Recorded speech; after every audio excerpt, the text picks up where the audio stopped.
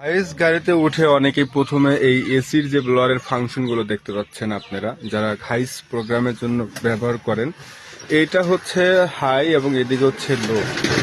তো আপনারা যারা এই প্রোগ্রামটা ব্যবহার করবেন, এই জিনিসগুলো যেভাবে আছে এটা একদম পিছনে দেওয়া, এটা এভাবে থাকে বা একটা গাড়ির ড্রাইভার যেভাবে সেট আপ করে রাখে ঠিক সেভাবে রাখাই উত্তম। অনেকেই আছেন নিজের কপালটাকে পরিবর্তন করার জন্য অন্যের কপাল নষ্ট করে দেন। এভাবে দিলে কি হবে, শুধু আপনি নিজেই খেতে পারবেন, বাতাসটা পুরো রুমে ছড়াবে না। এসির বাতাসটা আসলে সাধারণত ঘুটঘুটি, দেখেন ওই যে ঘুটঘুটি, এসির বাতাসটা সাধারণত খুব এসির বাতাস কিন্তু খাওয়ার জন্য না, এসির যে বাতাসটা যে ঠান্ডা সেই অনুভূতিটা নেওয়ার জন্য এগুলো সেট আপ এভাবে থাকতে হবে।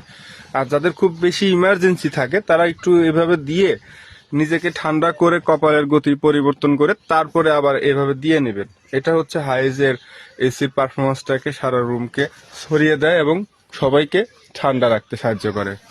ওকে।